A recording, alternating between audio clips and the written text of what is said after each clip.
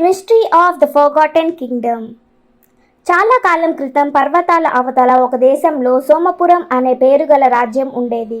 ప్రజలు తమ తెలివైన మరియు న్యాయమైన రాజా అనిరుద్ధ పాలనలో సంతోషంగా జీవించారు. రాజ్యంలో సారవంతమైన భూములు, సమృద్ధిగా నదులు, లెక్కకు మించిన సంపద ఉన్నాయి. కానీ ఒకరోజు మొత్తం రాజ్యం అదృశ్యమైంది. భూములు బంజరు ఎడారిగా మారాయి. ఒక్క వ్యక్తి కూడా మిగలలేదు.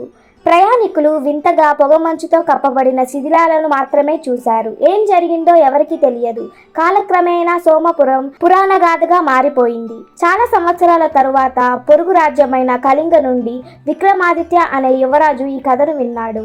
అతను ఆసక్తిని కలిగి ఉన్నాడు మరియు రహస్యాలను ఛేదించడానికి ఇష్టపడేవాడు. రాత్రికి రాత్రే రాజ్యం ఎలా మాయమవుతుంది అని అతను ఆశ్చర్యపోయాడు.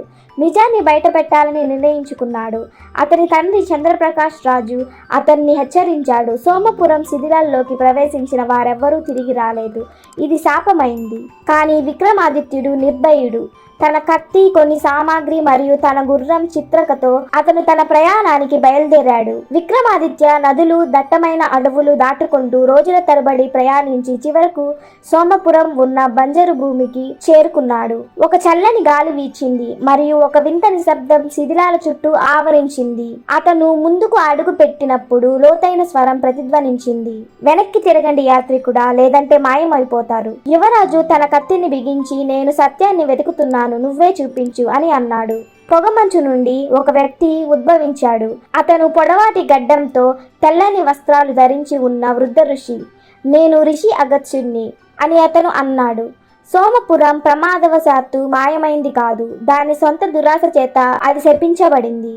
విక్రమాదిత్యకు ఆసక్తి కలిగింది. ఏం జరిగిందో చెప్పండి అని అన్నాడు. రిషి అగత్య తన కథను ప్రారంభించాడు. చాలా సంవత్సరాల క్రితం అనిరుద్ధ రాజు తెలివిగా పాలించాడు. కానీ అతని మంత్రులు అవినీతి పరులు. వారు సంపదను కూడబెట్టారు, పేదలపై పన్నుల భారం మోపారు మరియు వారి బాధలను పట్టించుకోలేదు. ఒకరోజు ఋషి వశిష్ఠ అనే గొప్ప ఋషి ఆస్థానానికి సందర్శించి వారిని హెచ్చరించాడు. న్యాయాన్ని మర్చిపోయే రాజ్యం మట్టిలా కూలిపోతుంది. ఆలస్యం కాకముందే పశ్చాత్తాపడండి. కానీ అత్యాశతో కూడిన మంత్రులు నవ్వుతూ మహర్షిని అవమానించారు. కోపంతో ఋషి వశిష్ఠుడు భూమిని శపించాడు. ఐశ్వర్యానికి తగిన పాలకుడు వచ్చే వరకు ఈ రాజ్యం మనుషుల దృష్టిలో నుండి అదృశ్యమైపోతుంది. ఆ రాత్రి ఒక పెద్ద తుఫాను వచ్చింది మరియు ఉదయం రాజ్యం పోయింది. ప్రజలు, రాజభవనం అంతా అదృశ్యమయ్యారు. శాపం ద్వారా చిక్కుకున్నారు. యువరాజు ఆశ్చర్యపోయాడు. కాబట్టి రాజ్యం ఎప్పటికీ ఉంది, మాయాజాలం ద్వారా దాచబడిందా అని అన్నాడు. ఋషి నవ్వాడు. అవును, మరియు విలువైన ఆత్మ మాత్రమే శాపాన్ని విచ్ఛిన్నం చేయగలదు. కానీ అలా చేయడానికి మీరు 3 పరీక్షలలో ఉత్తీర్ణులు కావాలి. విక్రమాదిత్య గట్టిగా ఊపిరి పీల్చుకున్నాడు. నేను ఏమి చేయాలో చెప్పండి అని అన్నాడు. ఋషి విక్రమాదిత్యుడిని ఇరుకైన వంతెనతో కూడిన లోతైన అగాధానికి నడిపించాడు.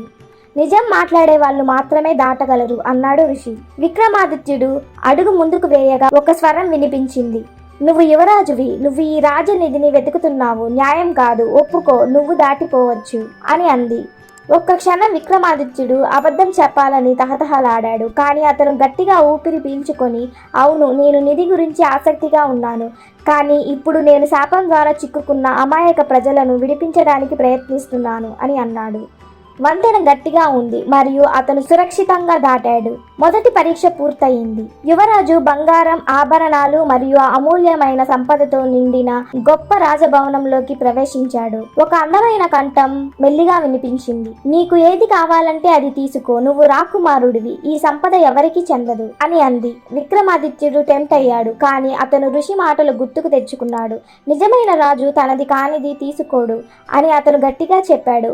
ఒక్కసారిగా భ్రమలు అదృశ్యమయ్యాయి. ముందుకు సాగే ఒక సాధారణ రాతి మార్గాన్ని బహిర్గతం చేసింది. రెండో పరీక్ష పాస్ అయ్యాడు. చివరగా యువరాజు ఒక బంగారు సింహాసనం ఉన్న గదికి చేరుకున్నాడు. ఒక వృద్ధుడు రాజవస్త్రాలు ధరించి దానిపై కూర్చున్నాడు. అనిరుద్ధ రాజు. అతను విక్రమాదిత్యుడిని చూసి, శాపాన్ని విడగొట్టడానికి మీరు ఎంచుకోవాలి, రాజ్యాన్ని రక్షించడం లేదా దాని నిధిని మీకోసం ఉంచుకోవడం. కానీ మీరు దానిని రక్షించాలని ఎంచుకుంటే మీరు విలువైన దానిని కోల్పోతారు అని అన్నాడు. అతని సమాధానం విక్రమాదిత్యుడికి తెలుసు. నేను రాజ్యాన్ని రక్షించడాన్ని ఎంచుకుంటున్నాను అని అన్నాడు. ఒక గొప్ప కాంతి గదిని నింపింది మరియు భూమి కంపించింది. సోమపురం శిథిలాలు రూపాంతరం చెందడం ప్రారంభించాయి. రాజభవనాలు మళ్లీ కనిపించాయి. నదులు మళ్లీ ప్రవహించాయి మరియు ప్రజలు ఆశ్చర్యంగా చుట్టూ చూశారు. రాజ్యం పునరుద్ధరించబడింది. కానీ అకస్మాత్తుగా విక్రమాదిత్యకు బలహీనంగా అనిపించింది. అతను క్రిందికి చూశాడు మరియు అతని కత్తి, తరతరాలుగా అతని కుటుంబం ద్వారా సంక్రమించిన కత్తి, ధూళిగా మారిపోయింది. ఇది అతని త్యాగం. రిషి అగత్య నవ్వాడు. నువ్వు నిరూపించుకున్నావు యువరాజు విక్రమాదిత్య. మీరు రాజ్యాన్ని మాత్రమే కాదు, న్యాయాన్ని మరియు జ్ఞానాన్ని పునరుద్ధరించారు. అనిరుద్ధరాజు తన రాజ్యం తిరిగి వచ్చినందుకు కృతజ్ఞతతో విక్రమాదిత్యకు సింహాసనాన్ని ఇచ్చాడు. కానీ యువరాజు నిరాకరించాడు. నా కర్తవ్యం నా సొంత ప్రజలకు అని అతను చెప్పాడు. సోమపురాన్ని నీతిమంతుడైన రాజు పరిపాలించనివ్వు. అనిరుద్ధరాజు తెలివిగా పరిపాలిస్తానని వాగ్దానం చేశాడు మరియు విక్రమాదిత్యుడు సరైన పని చేశాడని తెలిసి ఇంటికి తిరిగి వచ్చాడు. తన తండ్రి చంద్రప్రకాష్కి ప్రయాణం గురించి చెప్పినప్పుడు తెలివైన వృద్ధరాజు అతన్ని ఆలింగనం చేసుకున్నాడు. మీరు కేవలం యోధునిగానే కాకుండా నిజమైన పాలకునిగా నిరూపించుకున్నారు అని ఆయన అన్నారు. ఆ రోజు నుండి సోమపురం మరియు కళింగ కలిసి అభివృద్ధి చెందాయి మరియు యువరాజు విక్రమాదిత్యుడు హీరోగా గుర్తుండిపోయాడు. అతను నిధిని సంపాదించుకున్నందుకు కాదు, అతను దురాశ కంటే న్యాయాన్ని ఎంచుకున్నాడు. కథ యొక్క నీతి: నిజమైన నాయకత్వం సంపద లేదా అధికారం గురించి కాదు, న్యాయం, సత్యం మరియు త్యాగం. Thank you for watching this video. Please like, share and subscribe.